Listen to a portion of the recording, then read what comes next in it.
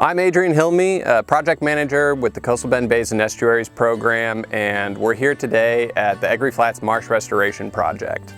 Egery Flats is a roughly 600-acre marsh complex in the southwest corner of Copano Bay near the mouth of the Aransas River, and is a really important both ecologically and recreationally. It provides critical habitat for a variety of marine organisms, fish, shrimp, crab, as well as many bird species. And so the health and productivity of this system is really important on many different fronts.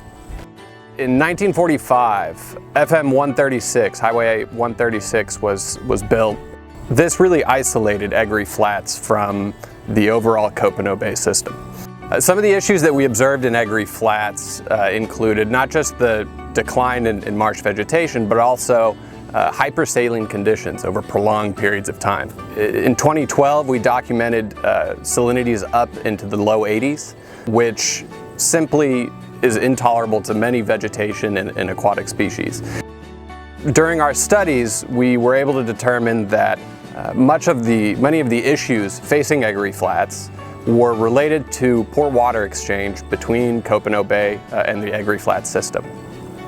Once that problem was identified, we began an effort with our partners to replace the culverts that were under FM 136 and enlarge them to improve this water exchange. So in 2019, we set out and replaced the 30-inch pipe culverts, which dated back to 1945, and replaced them with 6-foot by 3-foot box culverts.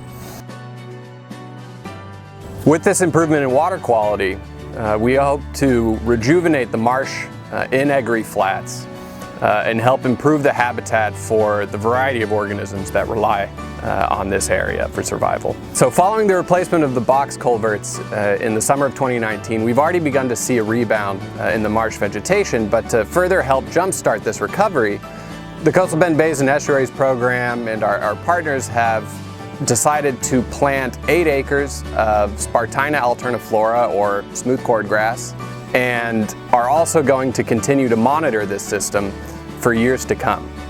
So prior to construction, we began monitoring the pore water salinities and the current vegetation, and we'll continue to do so for the next 3 years to better understand how systems like Egery Flats recover over time, and to also help measure the effectiveness of restoration projects such as this one.